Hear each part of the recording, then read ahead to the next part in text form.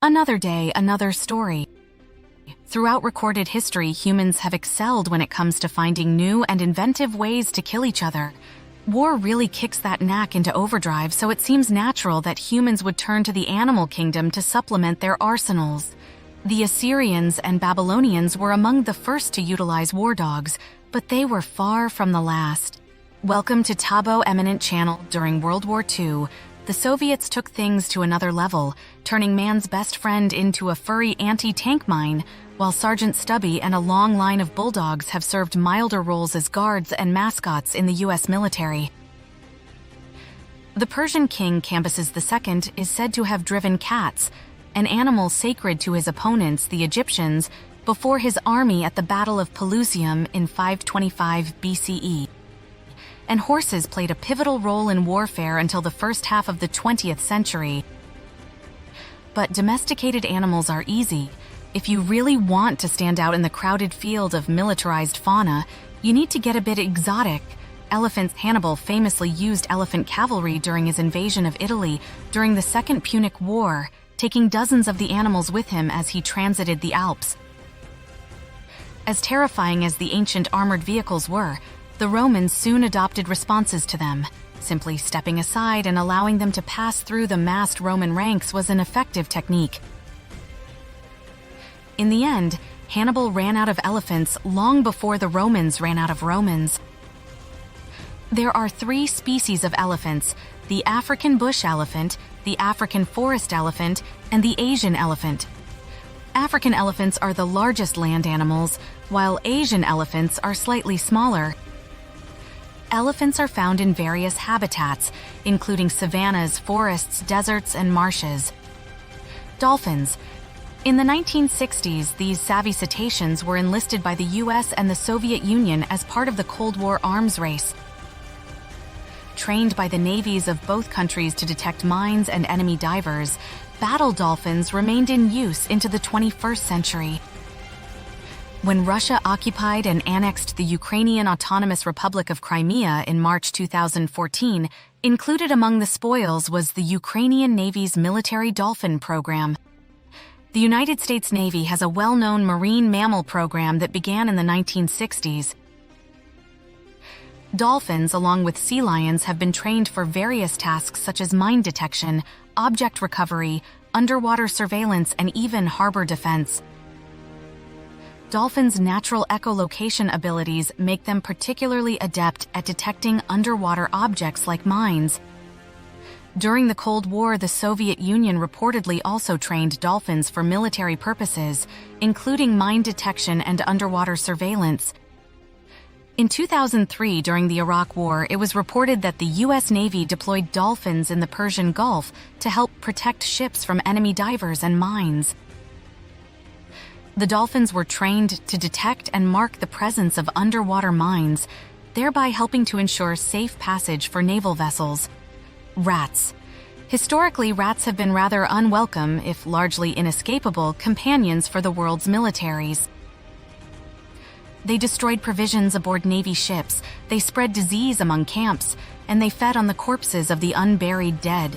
During World War I, trench rats were such a pervasive nuisance that commanders had to adopt rules against shooting the creatures for fear of depleting stocks of ammunition. In the 21st century, however, rats have been trained to comb former battlefields in search of landmines.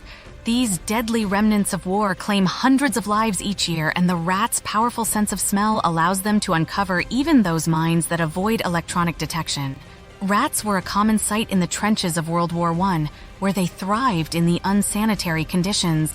They were attracted to the abundance of food scraps and waste, and their populations exploded in the trenches. Rats would often grow to large sizes and became vectors for disease, posing significant health risks to soldiers. In recent years, rats have been trained by organizations such as APOPO, Anti-Personnel Landmines Detection Product Development, to detect landmines. These specially trained rats are able to sniff out the presence of explosives, allowing for the safe removal of landmines in post-conflict areas. Their small size and agility make them well suited for this task, as they can navigate minefields without triggering the explosives. Chimps? Perhaps because a Planet of the Apes scenario has always seemed just a bit too plausible, humans have not tried to weaponize other primates on any serious scale. Giving a sword or rifle to an animal with near-human intelligence and vastly superior strength just seems like a bad idea all around. Chimps did, however, play a prominent role in the space race. While the Soviet Union conducted what amounted to an orbital canine euthanasia program, the United States paved the way for the Mercury astronauts with Ham, a chimp who achieved suborbital flight and became something of a mascot for the U.S. space program. Ham died in 1983 after spending the remainder of his life in captivity, and his partial remains are interred at the New Mexico Museum of Space History in Alamogordo, New Mexico.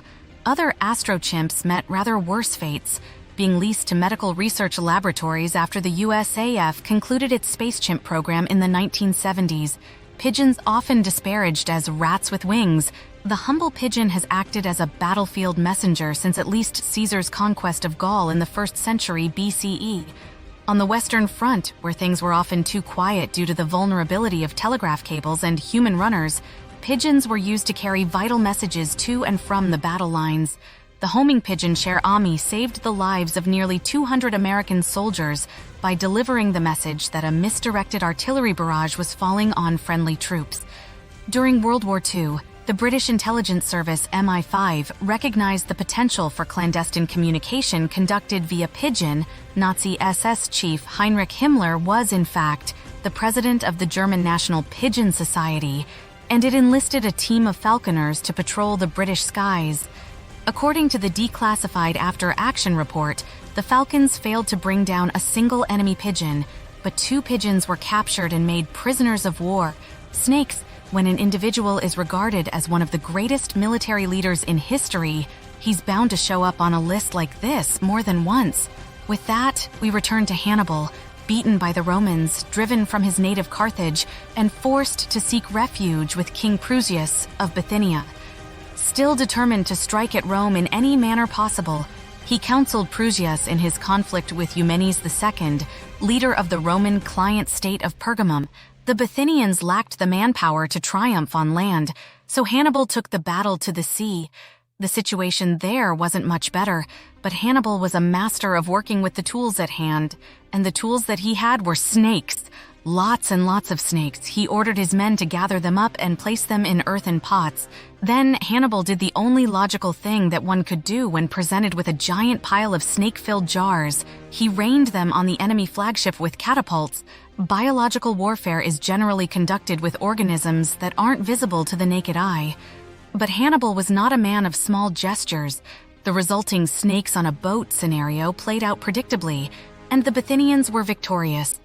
Thanks for watching. Request you to subscribe the channel.